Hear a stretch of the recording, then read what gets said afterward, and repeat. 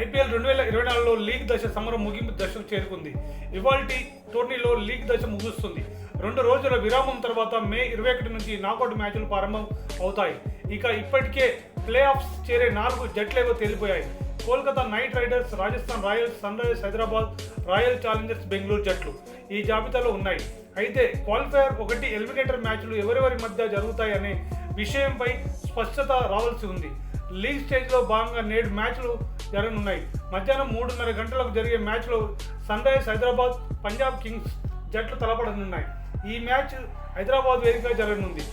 మరో మ్యాచ్లో table top 2 జట్లు Kolkata Knight Riders, Rajasthan Royals జట్లు గువాహటిలో తలపడనున్నాయి. ఈ 2 మ్యాచ్ల అనంతరం నాకౌట్ మ్యాచ్లో ఎవరితో ఆడతారో తెలిపోనుంది. దీంతో ఇప్పటికే ప్లే ఆఫ్ చేరినప్పటికీ సన్ రైజర్స్ హైదరాబాద్, రాజస్థాన్ రాయల్స్కు ఈ మ్యాచ్లు చాలా కీలకంగా మారాయి. పాయింట్ల పట్టికలో టాప్ 2లో నిలిచిన జట్లు క్వాలిఫైర్ 1లో ఆడతాయి. దీంతో ఈ మ్యాచ్లో ఓడినా ఫైనల్ చేరేందుకు మరో అవకాశం క్వాలిఫైర్ 2 ఉంటుంది.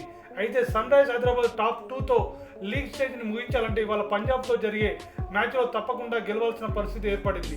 అంతేకాకుండా కేకేఆర్ చేతిలో రాజస్థాన్ రాయల్స్ ఓడిపోవాలి. ఒకవేళ హైదరాబాద్ కనుక ఈ మ్యాచ్లో ఓడిపోతే రాజస్థాన్ రాయల్స్ క్వాలిఫైర్ 1కు అర్హత సాధిస్తుంది.